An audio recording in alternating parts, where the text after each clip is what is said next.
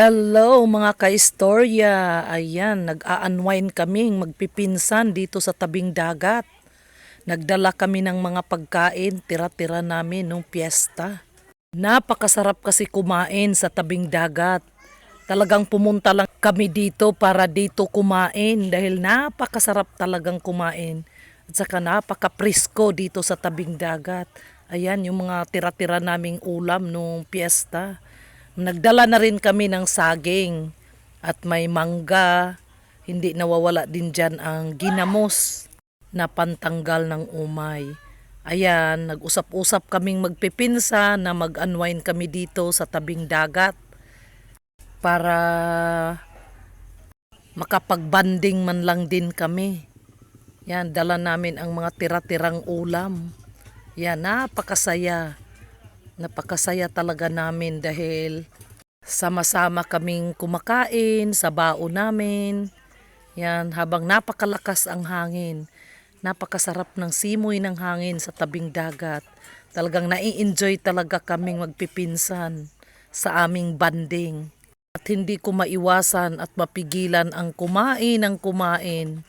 Dahil napakasarap naman talaga kumain sa tabing dagat. Ayan, kahit simple lang yung mga dala naming pagkain pero napakasarap talaga. Lalo na sama-sama kaming kumakain, nagkwikwentuhan, ang daming mga kalukuhan. Kaya talagang enjoy na enjoy ang aming unwind sa tabing dagat. Ayan, nagbibiak kami ng sea urchin. Kasi sabi ko gusto ko ang ulam ko ay sea urchin. Kasi may dala kaming saging na nilaga. Kaya ayan, talagang biniak namin ang sea urchin at dito kami kumain sa may pangpang.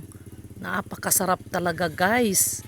Ito talaga ang aming nakasanayan dito sa isla namin na kapag kami ay nagdadagat, talagang hindi nawawala ang sea urchin. Talagang sea urchin ang isa sa aming mga dinadayo sa dagat. Dahil napakasarap nito i-partner sa kamuting kahoy at nilagang saging.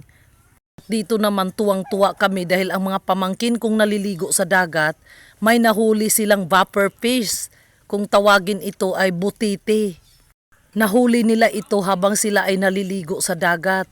Talagang buhay na buhay pa guys. Ayan, buhay na buhay pa ang vapor fish or butiti. Yan. Napakaganda pala nito pagmasdan kasi ano pala ito, bilog. Kaya pala tinatawag itong butete kasi ayan, butiting-butiti nga ang laki ng tiyan niya. Ayan buhay na buhay. Pero ibabalik din naman namin to sa dagat. Tiningnan lang namin yung hitsuran niya. Yan, ang mga pamangkin ko ay tuwang-tuwa dito sa butiti na to. Yan, vapor fish kung tawagin. Yan, buhay na buhay siya at saka mahaba ang buhay niya. Talagang hindi siya agad-agad na wawala ng buhay. Ay no, buhay na buhay siya. Kaya sabi ko sa mga pamangkin ko, ibalik nila ito sa dagat. Yan napakagandang pagmasdan. Hinuli lang nila ito guys nung naliligo sila sa dagat. Ang mga pamangkin ko ay habang lumalangoy-langoy, nakita daw nila itong vapor fish na to or butite. Ayan talagang buhay na buhay pa yun. Pumipitok-pitik pa yung mata niya. Ayan. Maganda siya ilagay sa aquarium. Ang ganda Kaya ibabalik namin ito sa dagat kasi nakakaawa. Buhay na buhay pa siya Ang cute. Ayan, walang katapusang kain. Pagkatapos namin kumain ng kanin, ayan na naman ang mangga. Mangga na naman ang aming pinagtitripan. Napakasarap talaga kumain pag sa tabing dagat. Ayan, pinartneran namin ng ginamos. Ayan, nagpapahinga na dahil busog na busog kaming mga magpipinsan.